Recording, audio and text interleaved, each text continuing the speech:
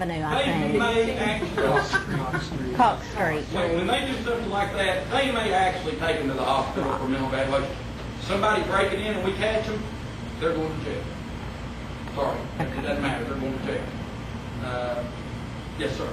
May I make a comment? And I don't mean this in any way to be a bad reflection on the police department. But in the 11 years I've lived in Stonewall 2 apartment, I can think of the 7 major things that have happened there that have been very disruptive, made my life miserable to live there. I think every one of them could have been handled better by the presence of an on-site case manager who knew the people involved, knew their histories, and could have used more of a social services type approach to the problem. Other questions? I can answer this lady's question about would you take your parents in. I moved mine out of apartments, Agape Love Towers, for the simple reason of them putting homeless people in there. Yes, ma'am. Absolutely. So let's answer to that. I think this kind of goes to their question back here, or maybe it would be a given answer. I was verbally accosted this morning by my next door neighbor, and Officer Sands can probably tell you that the police department had come out and talked to me a couple different times about the same woman. I finally decided to write her up because she's probably off of her meds because she's paranoid schizophrenia. But having dealt with the National Alliance with the Mentally Ill down in Mississippi, I'm not afraid of it. And another situation that arose a couple years ago, he remembers that Loretta and I were both in on, and every member of the Verandas got mad at us because of what we did to control the situation until the police got there. Any other questions? Yes, ma'am. You raised your hand. Somebody back there might have raised it. I'm sorry. Okay. Still. One of the things that was not discussed was the policy on weapons. I'm not a policy guy. Okay. I saw this on the safety thing, and it never came up. Yeah. You're right, it didn't. And it's really interesting because when I saw that, it brought to my mind that as we have written our policies and procedures, we do not have a policy on weapons for the simple reason that we never thought about it. We never thought about it because it has, in our history, it has never been an issue. And in the other places that we visited, it has not been an issue. So I was kind of glad to see that because what that tells me is we've got some thinking through to do. Quite honestly, that had not come to my mind. So in seeing that, it just tells me we have to stop.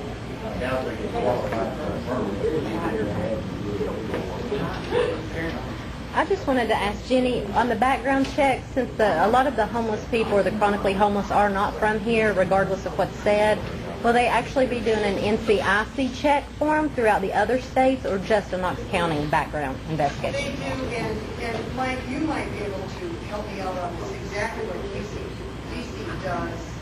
I know that if they are from here, and I don't know how much percentage of some, how many are from here, the majority are from here or surrounding counties, they will do that locally. If they are applying and if they have not been here for a substantial period of time, I really don't know how broad the KCBC. I think there is a threshold that kicks it up, but I don't know exactly where that lies. Can you get that information? Yeah, absolutely, absolutely. Are y'all done with me? Because I want to say something. No, I'm not done with you. Officially with me. And I met with these fellas Tuesday in my office. And here's what I told them. Anytime you take something where there's nothing and put something in, there's going to be more activity. Because this goes in, and a year from now, you may get the 911 stats, the stats that we have. You say, well, look, there's been an increase, a 50% increase in calls for service from this address. Actually, it'd be a 100% increase. Anytime you take something and you fill a void up, regardless of what you fill it up with, you're going to have more activity.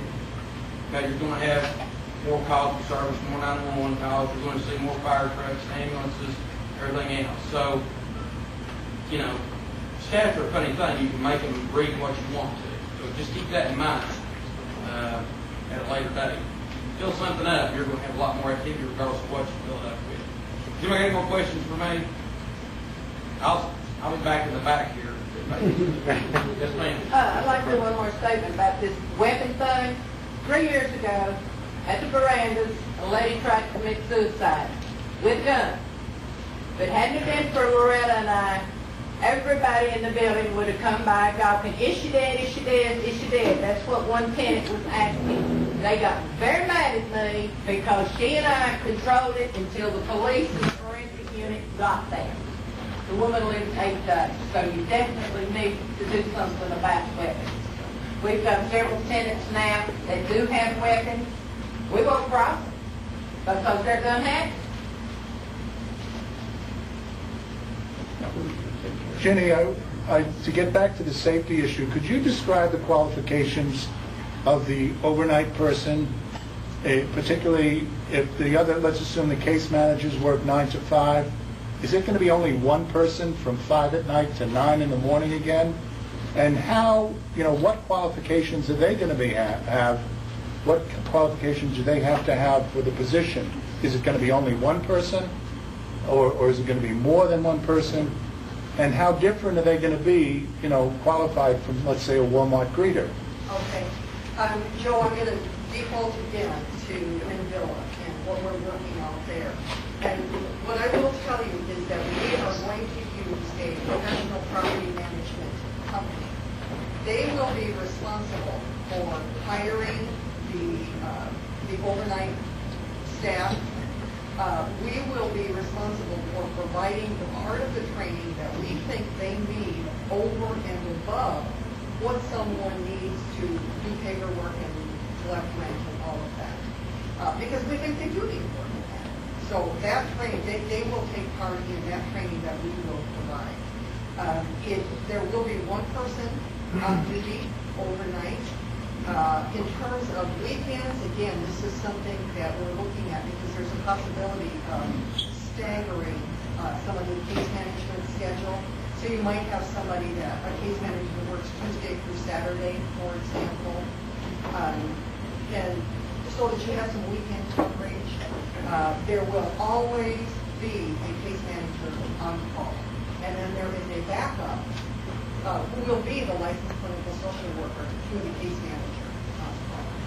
And a follow-up, if someone is assaulted by a tenant in the facility or worse, is VMC liable for that? Well, the first thing that we would be liable is to control that situation. But assume you don't and something terrible happens, where is redress go? Where does redress get directed to? We have the same responsibilities that any landlord in the state of Tennessee would have. I have one other question. Chuck has his hand up first. Yeah, you're an expert in the therapy. I guess you coordinate the therapy services of the people with addictions. Why would they allow residents to bring alcohol into these facilities when you don't allow that in some of your other facilities? Okay, I will give you, let me give you the short answer and the answer from my perspective. Then I really believe that that issue is so deep and so broad that you probably need to have a whole other discussion just based on that. So what I'm going to give you is kind of, the 5-step answer, and you deserve more than that, and you should get it. Let me tell you what my experience tells me and what I have learned, which is that requiring sobriety and requiring someone to be clean and totally off drugs doesn't work. The evidence for that is on the streets right now. What does work is making a commitment to work on those problems and then rewarding that commitment with something that somebody doesn't want to lose, which is housing. So if I can, let me give you an example. Alcoholics Anonymous, I believe, will tell you that in the course of recovery, there is an average of 3 relapses. Most people who are alcoholic, and who very few just quit cold turkey, some do, but in most instances of alcoholism, there will be relapses. There just were. There just will be. I have seen that with some dear friends of mine. If you say that, one relapse and you're out, then that person is out on the street and won't get back in. You also sort of ruin their chances with HIVs. If instead you realize that it may happen, then you keep an eye out for it. And you begin to help that person look for the triggers. You help them begin to understand when this can become a danger. In terms of drugs are illegal. Pure and simple. There will be no drugs. If there are drugs, you have a law problem. So we don't allow drugs. We don't allow drugs. What do you do with a person who is very, and I hate this term, I wish I could think of a better term, I want to say very high functioning, who is not an alcoholic, and who has signed a lease, and has gotten himself off an apartment, or off the street, he's in an apartment. What do you do when that individual has gotten a job, and it's Friday night, and the ball game is on, and they want to have a beer? Do you say, you can't have a beer, because this guy, 4 doors down, is an alcoholic? What we do say, and what we enforce in Jackson, is that it cannot, you who just got off work and want to have a beer, it cannot come into the hallway. To say no drinking ever is easy to say, and it doesn't work. So that's the 5-cent answer. And again, I would suggest that you might want to press a little harder or learn a little bit more from other people. That's actually the best answer I've heard yet. Maybe that's a great place to start to wind this down, because we are over time. Some folks I know are supposed to have at 7, and that hasn't happened. I do want to ask everyone, I've given a sheet to everybody, I think, that has on the back concerns that were raised at the last meeting that we had here, some of which have been discussed tonight and others of which have not. I want to get some input from you all about the next meeting, what you would like for us to tackle. If it is this sobriety issue, which is, as Jenny said, a very deep issue, we do that.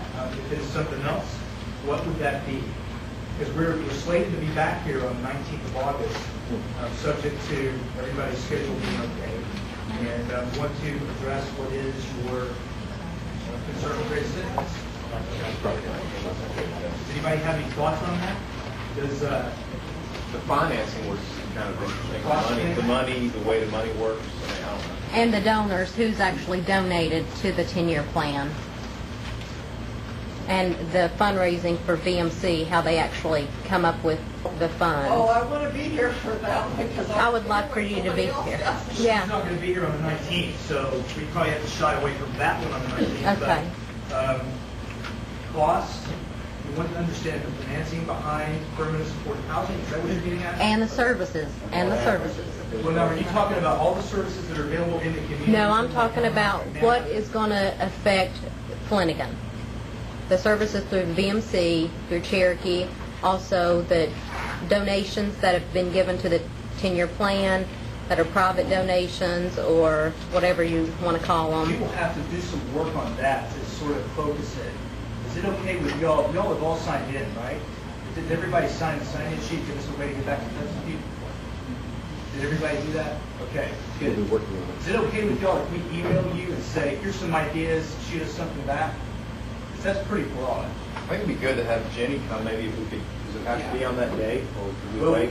yeah, 19th is we've set up a rhythm for the third Monday of every month.